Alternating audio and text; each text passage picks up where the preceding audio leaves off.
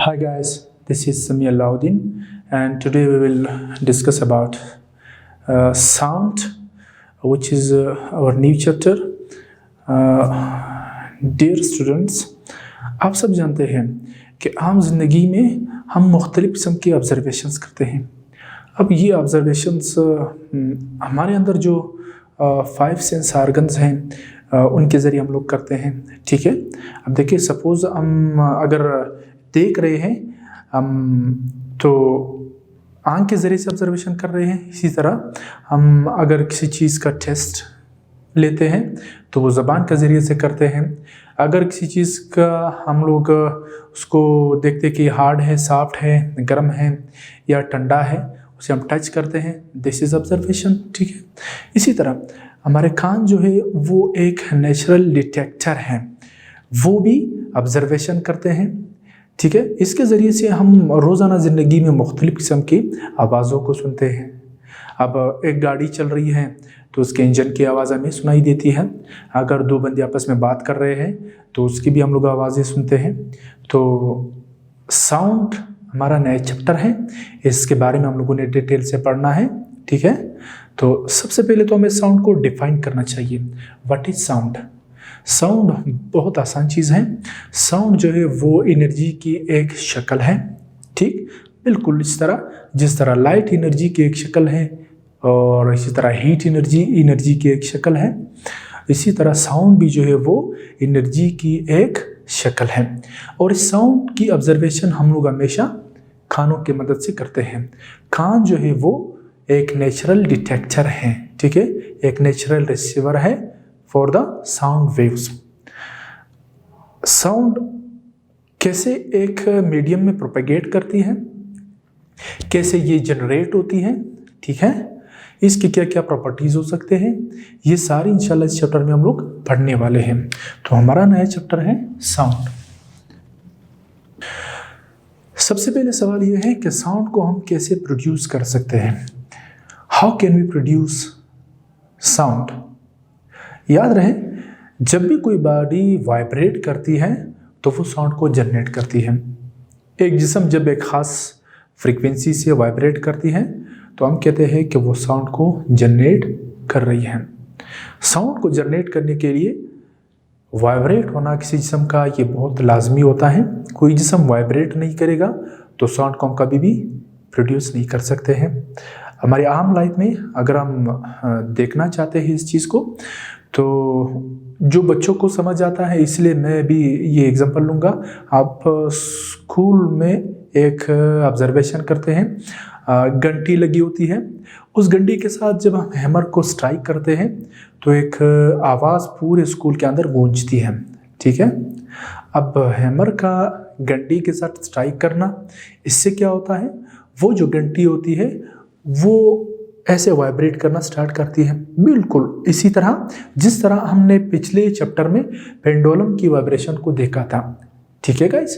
वहाँ पर हमने क्या देखा था, एक पेंडुलम जो है वो इक्विलिब्रियम या मीन पोजीशन से दो एक्सट्रीम पोजीशन के दरमियान ऐसे वाइब्रेट करती है। बिल्कुल इसी तरह वो जो घंटी पर हैमर लगता है उसका जो एरिया होता है वो भी क्या करता है, वो इक्विलिब्रियम पोजीशन के दाएं बाएं दोनों एक्सट्रीम पोजीशन तक वाइब्रेट करती रहती है।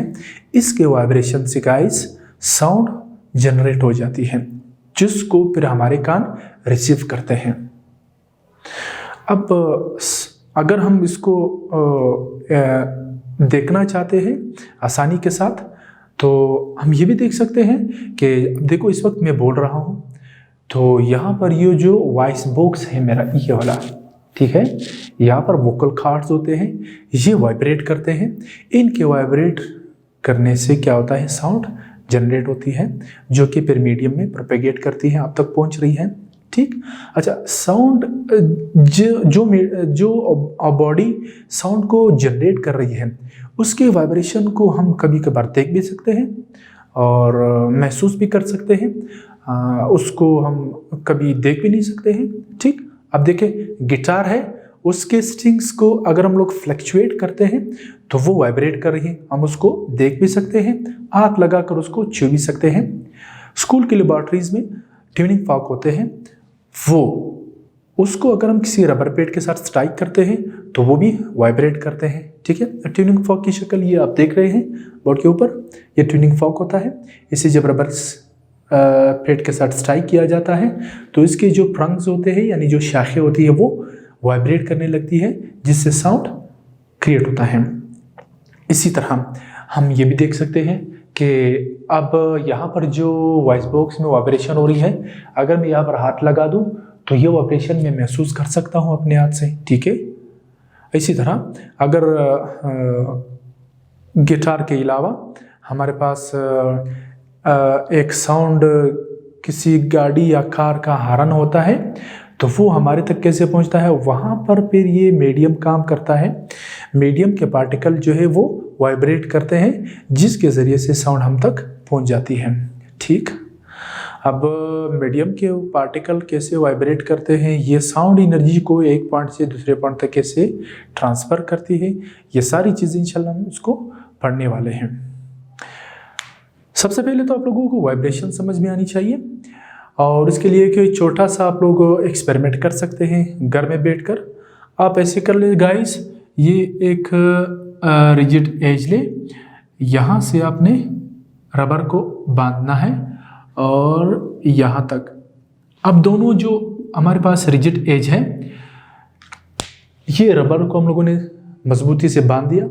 अब हम इसको फ्लक्चुएट करेंगे, यानी इसके एक एज को पकड़ के ऐसे खींचने के बाद छोड़ देते हैं तो गाइस इसकी शक्ल कुछ इस तरह से बन जाएगी, यानी ये वाइब्रेट करेगा।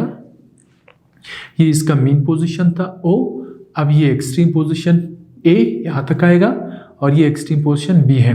देखिए गाइस, इस पोजीशन से ऊपर की जानिब जाएगा, this is maximum displacement amplitude. फिर ये इस पोजीशन की नीचे भी वाइब्रेट करेगा, this is extreme position B। ठीक है, तो इन दो एक्सट्रीम पोजीशन के से होते हुए, इससे गुजरते हुए मेन पोजीशन से ये वाइब्रेट कर रही है, तो ये रबर क्या करेगा, साउंड को प्रोड्यूस करेगा, जो साउंड आप लोग सुन सकते हैं। अच्छा, एक बेस्ट एग्जांपल मैं ये दे सकता हूँ आप लोगों को। आप सबका ऑब्जर्वेशन है स्टूडेंट्स, आप लाउड स्पीकर को आप लोगों ने देखा है, लाउड स्पीकर से बहुत बुलंद आवाज़ निकलती है। लाउड स्पीकर का जो मेम्ब्रेन होता है, ठीक है, उसका जो झिल्ली होता है, उसे आप हाथ लगा दे तो उसकी बड़ी ज़बरदस्त एनर्जेटिक वाइब्रेशन होती है, उसे आप महसूस कर सकते हैं। इसी तरह ये जो ट्यूनिंग फॉर्क होता है, इसकी कुछ यू शक्ल होती है। ठीक, ये इसका स्टैंड होता है। अगर हम इसका ये वाला जो फ्रॉन्क है या जो शाख है, इसको A मान लेते हैं और इसको हम मान लेते हैं ये B।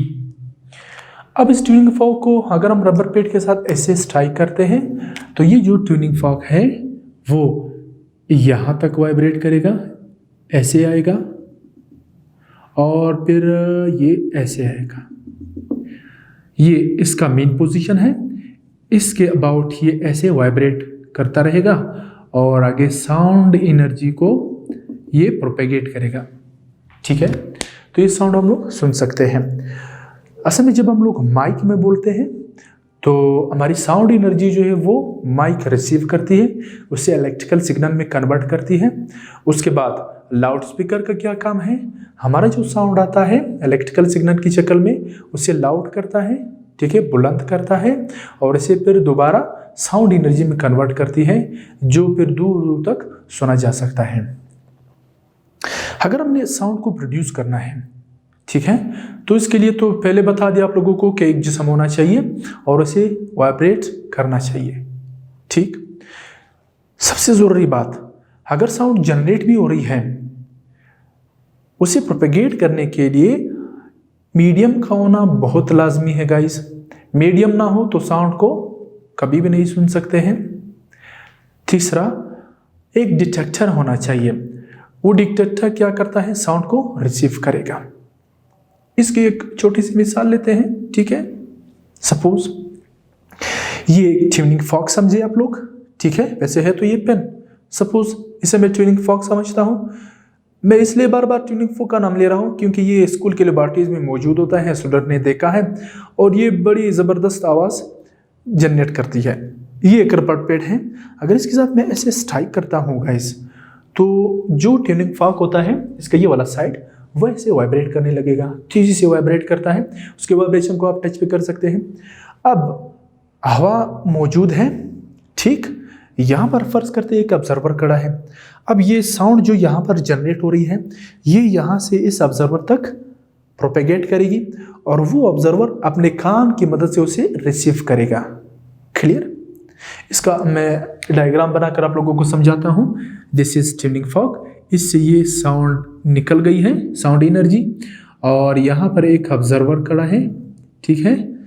मेरी ड्राइंग इतनी ज़्यादा अच्छी नहीं है, बहरहाल आप लोगों को समझाना है। ये एक ऑब्जर्वर है जिसका एक डिटेक्टर होता है, कान नेचुरल डिटेक्टर है, वो इस साउंड एनर्जी को रिसीव करेगा, ठीक है। तो फिर उसे एहसास होगा कि साउंड इस तरफ से आ रही है।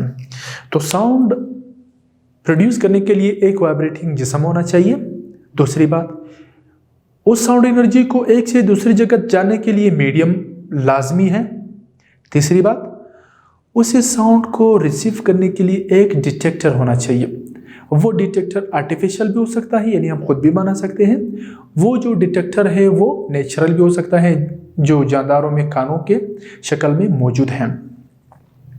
तो ये हमारे पास साउंड का थोड़ा बहुत इंट्रोडक्शन है।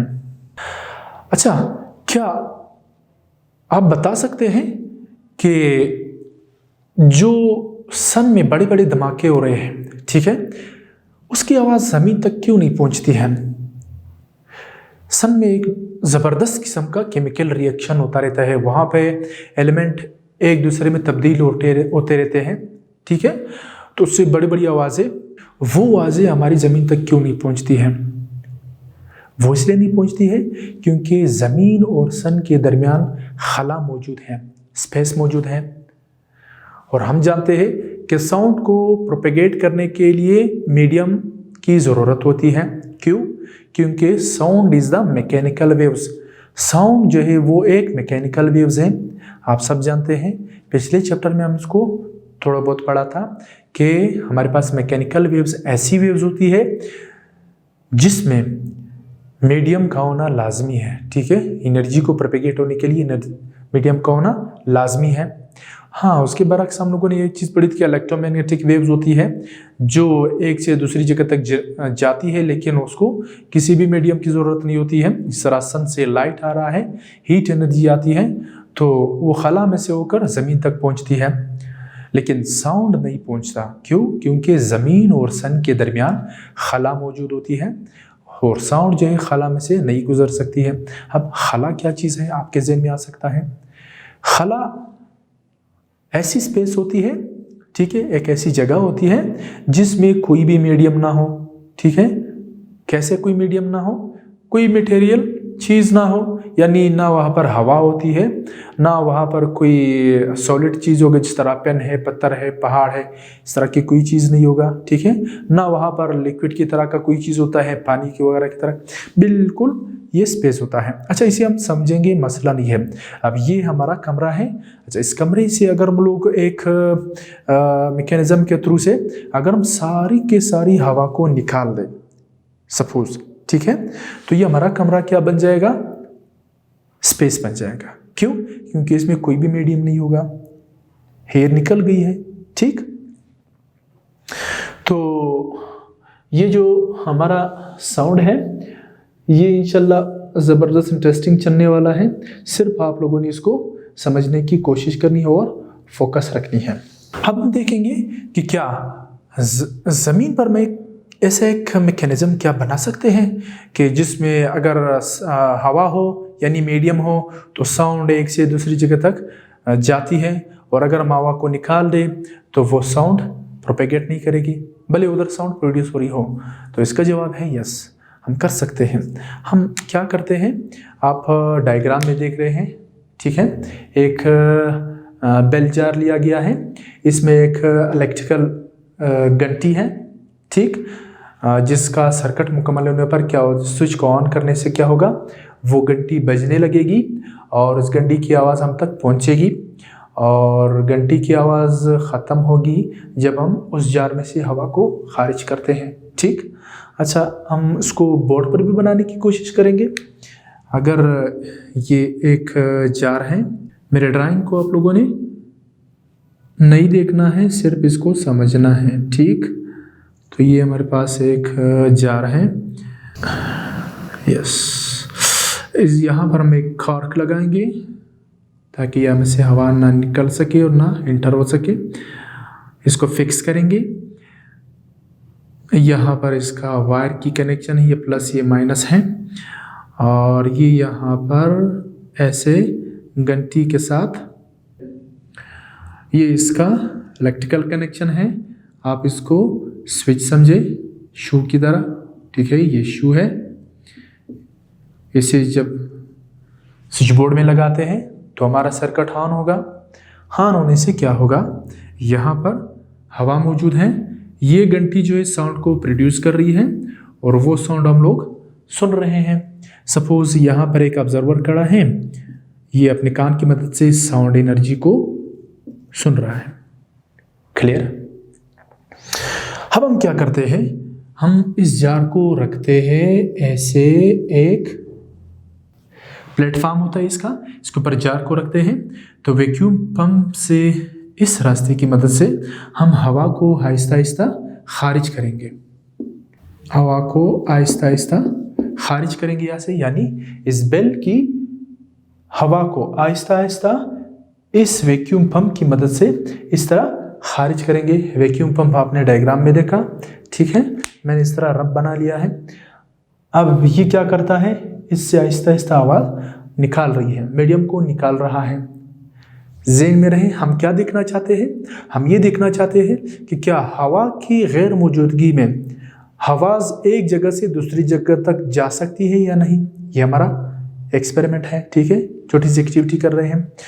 तो हम ये घंटी की आवाज़ आ रही है, इसे ये ऑब्जर्वर कैच कर रहा है, सुन रहा है, और यहाँ से हमने वैक्यूम पंप को ऑन किया, यहाँ से ये हवा निकल रही है, ठीक है।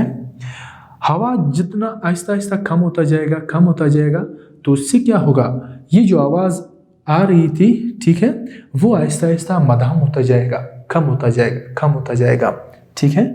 और एक वक्त ऐसा आएगा जब ये बेल जार जो है वो बिल्कुल हवा से खाली हो जाएगा, यानी हम ये कहेंगे कि यहाँ पर क्या बनेगा, एक वैक्यूम बनेगा, ठीक, खला बन जाएगा, ठीक, ये वैक्यूम बनेगा,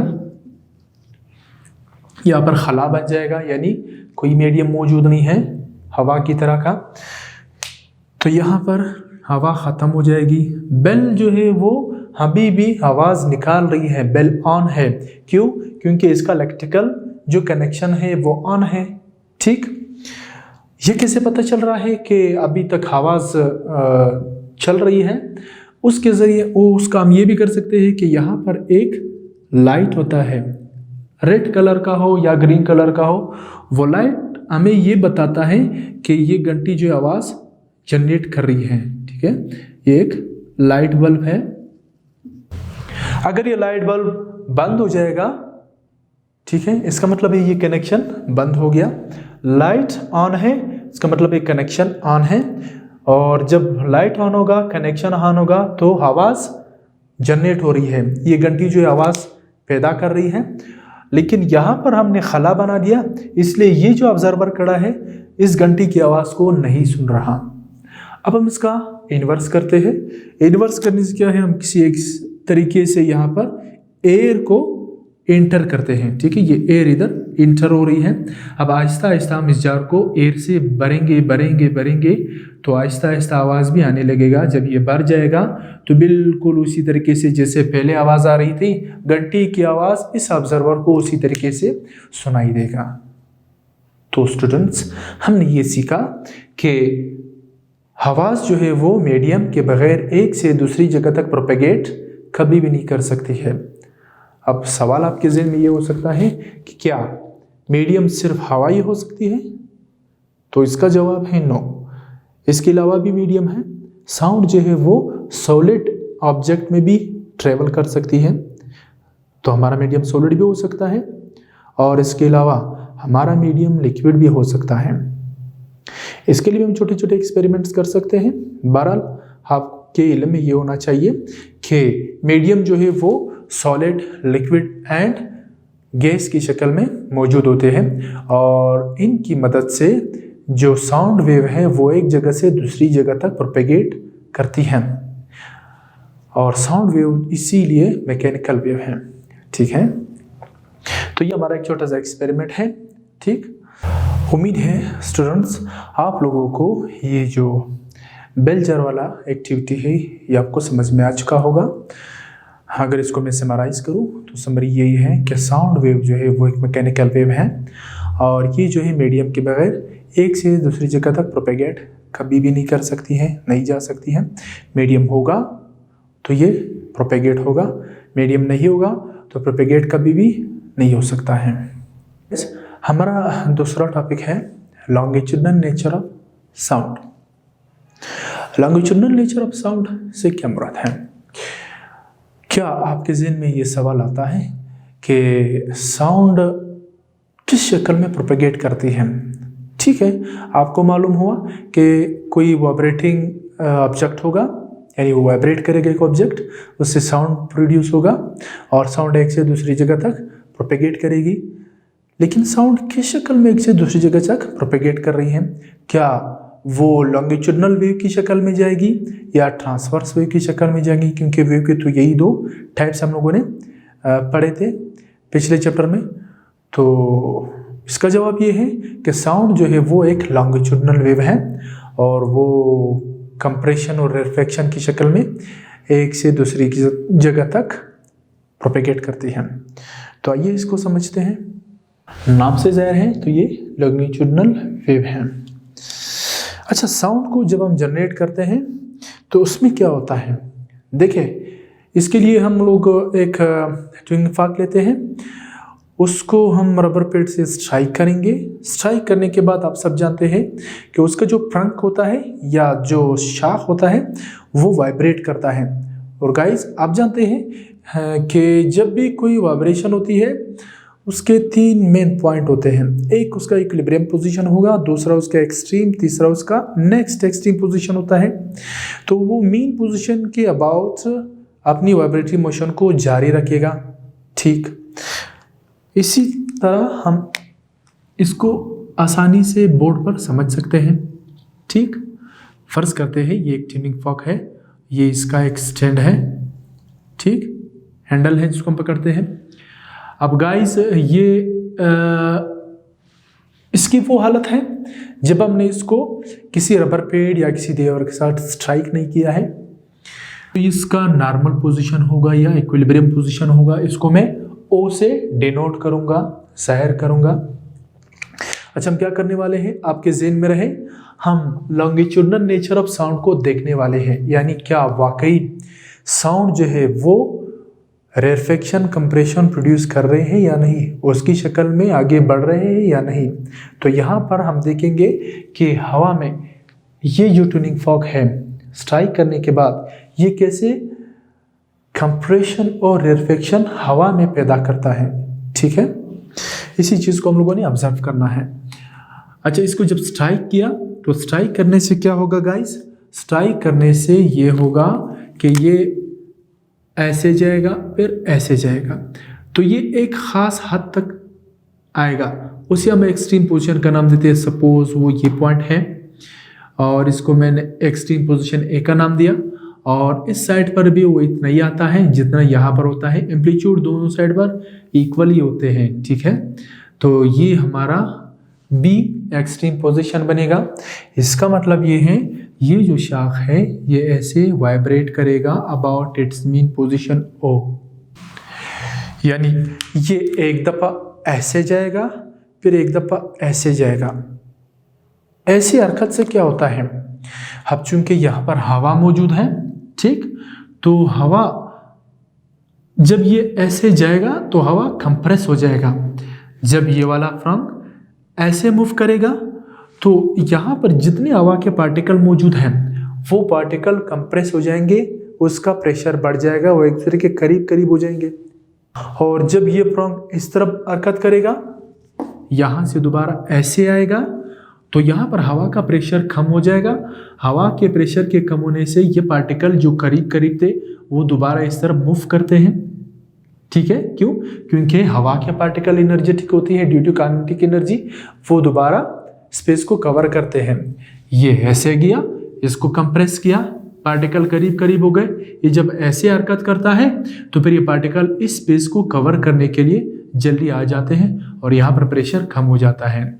गाइस, जब ये एक दफा ऐसे मूव करता है तो हवा के पार्टिकल करीब करीब होते हैं, उसको हम इस तरह ड्रा कर सकते हैं कि हवा के पार्टिकल ऐसे बन जाते हैं। पहले ये आज़ादाना हालत में होंगे, नॉर्मल हालत में थे। यहाँ बहुत सारे पार्टिकल हो सकते हैं गाइस। ये पार्टिकल नॉर्मल हालत में है। ये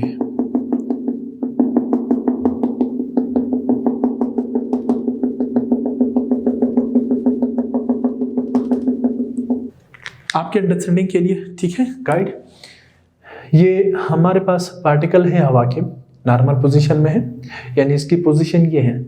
ठीक, जब प्रोंग इस तरफ जाती है तो ये सारे के सारे पार्टिकल क्या हो जाते हैं, ऐसे क्लोज हो जाते हैं, प्रेशर इनकी बढ़ जाती है। तो एक हमारे पास ऐसा एरिया बन जाता है जिसमें पार्टिकल बहुत करीब करीब होंगे, बहुत करीब करीब होंगे। ये क्यों? क्योंकि ये जो ट्यूनिंग फॉर्क का शाख मूव कर रहा है, ये इसको दबा रहा है, प्रेशराइज्ड कर रहा है, इस पर प्रेशर डाल रहा है। तो प्रेशर डालने से ये पार्टिकल ऐसे करीब हो जाएंगे।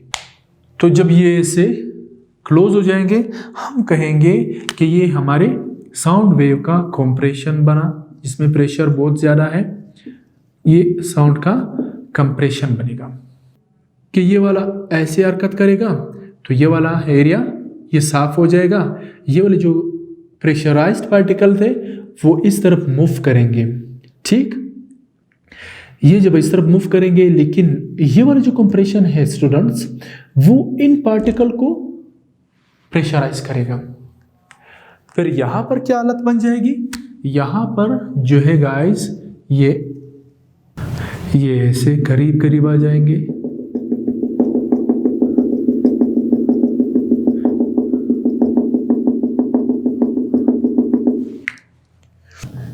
इस कंप्रेशन ने इन पार्टिकल पर प्रेशर डालकर इनको कंप्रेस किया, खुद इस तरफ आकर ये रिलैक्स हो जाते हैं। ये वाले पार्टिकल सारे ऐसे बन जाएंगे, यानी रिलैक्स हो जाएंगे। ठीक है, एक लम्हे के बाद अब ये कंप्रेशन इधर ट्रांसफर हुआ। ये कंप्रेशन क्या करता है, ये कंप्रेशन पर इन पार्टिकल को प्रेशराइज करता है। ठीक है, और फिर यहां पर क्या बनेगा, यहां पर फिर पार्टिकल करीब करीब हो जाएंगे और यहाँ पर पार्टिकल का प्रेशर ज़्यादा होकर फिर ये यहाँ पर क्या करता है गाइस, ये कंप्रेशन बना लेता है, यानी हवा के पार्टिकल पर ये प्रेशर ज़्यादा होता है। कुछ वक्त गुजरने के बाद ये फिर इस तरफ आ जाते हैं, फिर रिलैक्स होते हैं। ये कंप्रेशन इन पार्टिकल पर प्रेशर डालता है। तो देखिए गाइस, यहाँ पर हमारे पास दो चीज़ें आ रही है, एक है कंप्रेशन और यहाँ पर पार्टिकल रिलैक्स है, प्रेशर ज़्यादा नहीं है। तो ये क्या बनेगा, रेरफेक्शन बनेगा। फिर क्या होगा, फिर कंप्रेशन बनेगा, फिर रेरफेक्शन बनेगा, फिर कंप्रेशन, और ये सिलसिला आगे तक चलता रहेगा। और आप जानते हैं कि रेरफेक्शन, कंप्रेशन ये प्रॉपर्टी लॉन्गिट्यूडिनल वेव्स की होती है। अब ये हवा के पार्टिकल में रेरफेक्शन, कंप्रेशन प्रोड्यूस हो रही है, तो हम कहेंगे ये longitudinal nature of the sound wave है। यहाँ पर एक और बात समझे आप, जब ये ऐसे हुआ, ये प्रेशराइज्ड हुआ, फिर ये जब ऐसे आता है, ये जो ट्रंक है या शाख है ट्यूनिंग फॉर्क, ये जब ऐसे आता है तो इधर स्पेस बन जाता है, इन पर प्रेशर कम होता है, ये पार्टिकल इधर आ जाते हैं, फिर इस तरह का नॉर्मल हालत हो जाती है पार्टिकल की, इसलिए रेरफेक्शन बनते रहते हैं। फिर ये ऐसे आएगा, फिर इसको प्रेशराइज करेगा, ये वाला कंप्रेशन इधर प्रेशर डालेगा, ये वाला इधर डालेगा। जैसे जैसे ये कंप्रेशन प्रेशर डालता जाएगा आगे के पार्टिकल पर, खुद ये रिलैक्स होता जाएगा, यहाँ पर स्पेस मिलता जाएगा, पार्टिकल नॉर्मल हालत में आते जाएंगे। ठीक है, इस तरह ये कंप्रेशन रेरफेक्शन का सिलसिला आगे तक बढ़ता जाता है और ये साउंड वेव का नेचर होता है। ठीक है, हम इस नेचर को स्प्रिंग के केस में भी देख सकते हैं। अगर वाइडली हम लोग एक स्लिंग की स्प्रिंग लेते हैं, ठीक, तो उसमें अगर हम लोग एक वाइब्रेशन देते हैं, उसको एनर्जी देते हैं, डिस्टर्ब करते हैं, तो उसमें भी कंप्रेशन एंड रेरफेक्शन प्रोड्यूस हो जाएंगे। अच्छा, ये जो हमारे पास कंप्रेशन रेरफेक्शन है, ट्रांसवर्स वेव्स में इनकी जगह पर हम लोगों ने एक टर्म यूज किया था क्रस्ट और ट्रफ का, और यहां पर लॉन्गिट्यूडनल वेव के लिए हम क्रस्ट ट्रफ की जगह पर उसके क्रस्ट ट्रफ की जगह पर कंप्रेशन और रेरफेक्शन ले रहे हैं। ठीक है, ये वाला जो कंप्रेशन है ये मुताबिकत रखता है ट्रांसवर्स वेव्स में क्रस्ट के, और ये जो है रेरफेक्शन मुताबिकत रखता है ट्रांसवर्स वेव्स के लिए ट्रफ। ठीक है, जो होता है, तो ये ट्रफ के तौर पर काम करता है और ये क्रस्ट के तौर पर काम करता है। बहरहाल ये एक छोटा सा नॉलेज देना था मैंने, समझ में ना आई हो तो लिव इट। हमारा मकसद क्या है? Longitudinal nature of sound. तो ये हम लॉन्गिट्यूडनल नेचर ऑफ साउंड को इस तरीके से देख सकते हैं। तो अब आप लोगों को ये बात समझ में आनी चाहिए कि आसपास की जितनी भी हम लोग आवाज़ें सुनते हैं गाइस, वो आवाज़ें हम तक कंप्रेशन रेरफेक्शन की सूरत में पहुंचती हैं, यानी वो लॉन्गिट्यूडनल नेचर रखता है, ठीक, वो मीडियम में से होकर आता है। अच्छा, सबसे फास्ट मूवमेंट जो साउंड की होती है वो सॉलिड में होती है और उसके पार्टिकल करीब करीब होते हैं, इसलिए वो साउंड को जल्दी एक से दूसरी जगह तक प्रोपेगेट करती है। तो ये था हमारा लॉन्गिट्यूडनल नेचर ऑफ साउंड। मैं उम्मीद करता हूँ कि यह टॉपिक आप लोगों को समझ में आ चुका होगा। प्रैक्टिस मस्ट है स्टूडेंट्स, आप लोगों ने प्रैक्टिस करनी है। दूसरी बात, ये लेक्चर जब आप लोग ख़त्म करोगे, देखोगे, उसके बाद आप लोगों ने बैठकर अकेले में आंखें बंद करके थोड़ा आप लोगों ने सोचना है कि जो आवाज़ आप सुन रहे हैं वो आप तक किस तरीके से पहुंच रही है। इट मीन्स वो कंप्रेशन और रेरफेक्शन की शक्ल में पहुंच रही है। आपका कान जो एक नेचुरल डिटेक्टर है वो इसे रिसीव कर रहा है और फिर सिग्नल के थ्रू से ये जाता है दिमाग को और फिर आप उसको अंडरस्टैंड करते हैं। तो उम्मीद है ये टॉपिक आप लोगों को क्लियर होगा। कोई भी आप लोगों को कन्फ्यूजन हो तो आप मुझसे कमेंट में पूछ सकते हैं। Thank you very much.